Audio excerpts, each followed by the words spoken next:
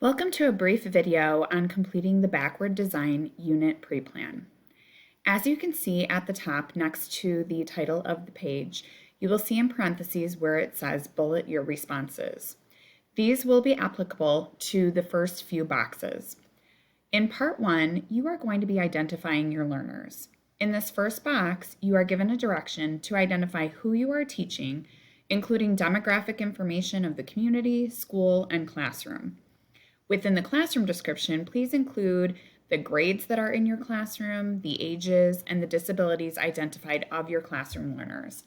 These do not have to be full and complete sentences. You definitely can just bullet these areas.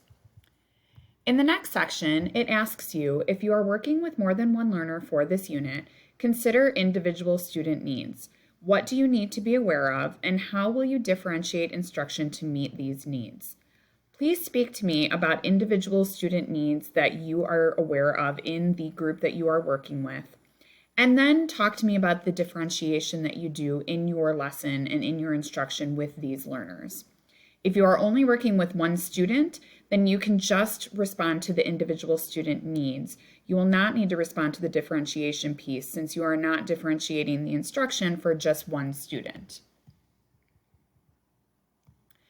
This next box says, consider one specific learner who requires additional support or concerns related to their disability. How will you monitor and interpret their academic performance? How will you individualize their instruction?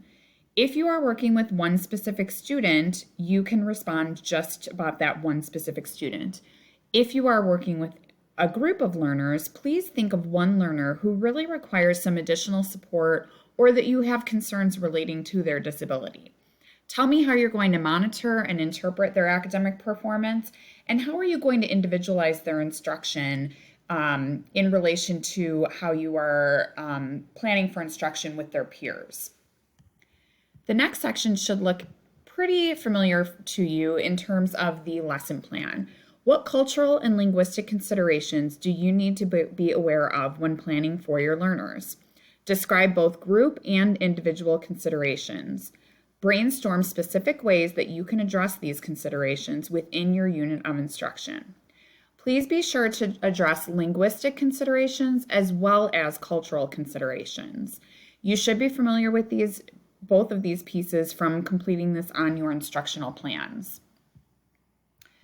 The last section in part 1 says to consider the students' IEPs. What accommodations do you need to make to ensure that all students have access to learning within this unit of instruction?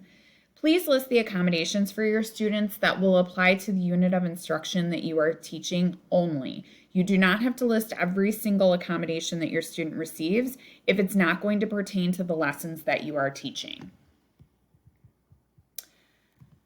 When we dive into part 2, this is where we're going to be identifying curricular priorities. So the first thing that you're going to do is to identify the learning standards that should be met by students upon completion of the unit of instruction.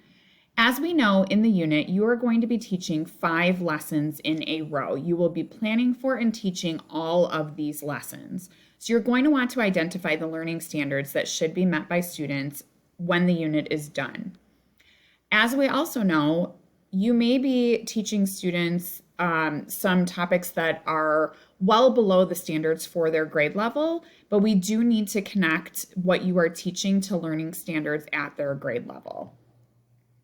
The next piece in part 2 is to identify learning goals that students should achieve upon completion of this unit of instruction.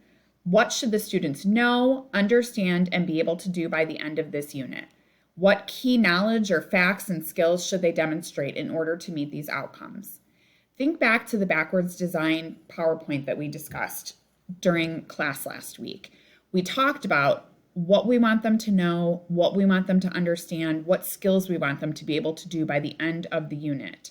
You should be familiar with writing learning goals as you do this on all of your instructional plans. So think about a learning goal or goals that you want your students to be able to achieve by the end of the 5 lessons. Part 3 is instructional design, and this table should look familiar to you as you completed an exercise in class last week with the backwards design. So begin to consider your unit of instruction by completing the planning chart below. Add additional rows if your unit includes more than 5 lessons. So you're going to tell me right here what your unit topic is, and then you're going to write what the learning goal or learning goals are.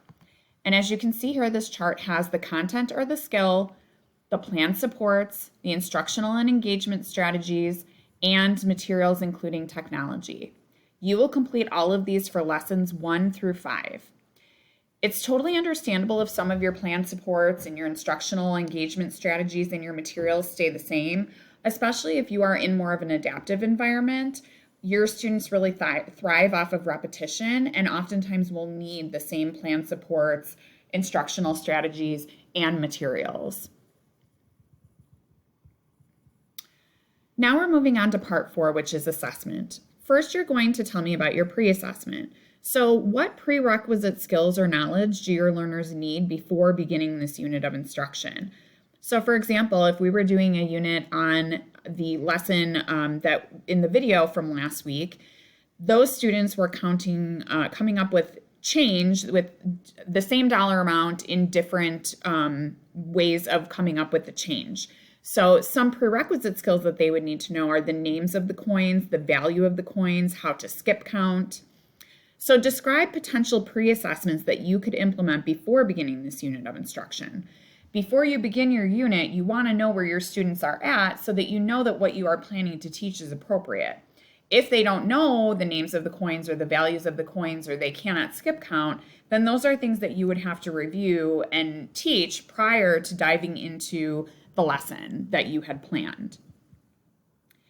Tell me about your opportunities to respond. This is something else that should look familiar from your instructional plans. So what opportunities to respond can you include in your instructional plans?